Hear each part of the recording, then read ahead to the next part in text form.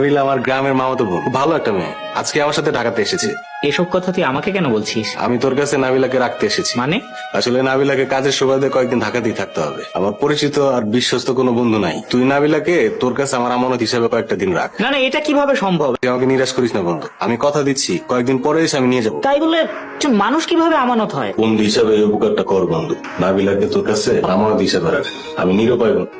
আমার জানা মতে কিছু ভালো হোস্টেল আছে, তুই তোর মামাতো বোনকে কয়েকদিনের জন্য সেখানে রেখে আয়। সম্ভব হলে সেটাই হোক। এটা সম্ভব না বলে তো তোর কাছে এসেছি। দেখ, একটা পুরুষ মানুষ হলেও কোনো সমস্যা ছিল না, যে কয়দিন ইচ্ছা থাকতো। তো একটা প্রাপ্তবয়স্ক মেয়েকে এভাবে বাসায় রাখলে মানুষজন কি ভাববে? মাত্র তো কয়েকটা দিন, তাছাড়া তোর তো আত্মীয় স্বজন বলতে কেউ নাই। তুই নিজে না জানাইলে কেউ জানবোই না তোর বাসায় একটা মেয়ে আছে। না না, তারপরেও ব্যাপারটা খুব একটা ভালো লাগছে না রে। মেয়েটা অনেক অসহায়, মুহূর্তে বাড়ি থেকে বাইর করে দিলে মেয়েটা বিপদে পড়ে যাবে। চাকরি হয়ে গেলেই তোর বাসা থেকে চলে যাবে। আচ্ছা, পরে আবার ঝামেলা হবে না তো? ঝামেলা হবে কেন? আমি তো আছি, ওই মেয়ের গ্যারান্টি আমি দিচ্ছি। আচ্ছা ঠিক আছে, তবে মাত্র 2 সপ্তাহ কিন্তু। হ্যাঁ, 2 সপ্তাহ পরে এসে তুই তোর আমানত নিয়ে যাবি।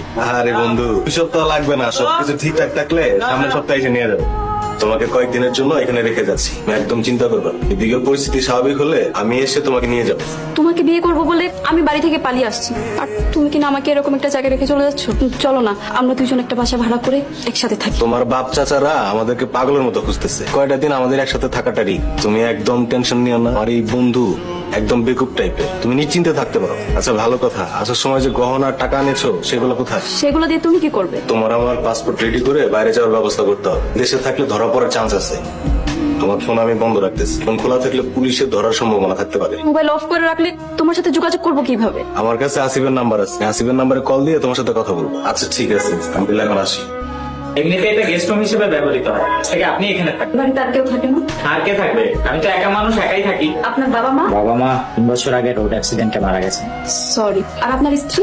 যেহেতু বিয়ে করিনি সেহেতু স্ত্রী থাকার নিশ্চয়ই কথা না। ফরিদ আমাকে কোথায় রেখে গেল? এই বাড়িতে আপনি আর আমি একাই থাকবো? না না, এই নিয়ে আপনি একদমই চিন্তা করবেন না, আমার কাছে আপনি সম্পূর্ণ নিরাপদেই থাকবেন। আরে, ঘুম থেকে উঠে পড়েছেন? জি, রুমে থাকতে ভালো লাগছে, এখানে আসি। না, ভালো করেছেন, কিন্তু বুয়া তো এত সকালে আসে না। আপনি চা খাবেন? চা কে বানাবে? আমি বানাবো। আপনি চা বানাতে পারেন? তো চা কেন না, যদি বেশি খিদে পেয়ে থাকে আপনার জন্য নাস্তাও বানিয়ে দিতে পারি। আচ্ছা, আপনি কি করেন? শিক্ষকতা করি। আপনি কোথাকার টিচার? একটা প্রাইভেট ইউনিভার্সিটিতে পড়াই। আর কি করছেন আমার সাথে? আর কি কেন করবো? আপনার সাথে কি আমার ইয়ার্কির সম্পর্ক? আচ্ছা, আপনি কোন সাবজেক্ট নিয়ে পড়ান? Electrical and electronics engineering. আপনি ইঞ্জিনিয়ারিং টিচার? হ্যাঁ। আপনাকে দেখে কিন্তু একদমই বোঝা যায়। আর বলো না, বাড়ির থেকে বারবার আব্বা আম্মা মোবাইল করে তাদের পছন্দের মেয়েকে বিয়ে করার জন্য চাপ দিচ্ছে, তাই মোবাইল বন্ধ করে রেখেছি। কি আর বলবো, আমারও একই অবস্থা। বাবা বাসা থেকে বিয়ের জন্য চাপ দিচ্ছে।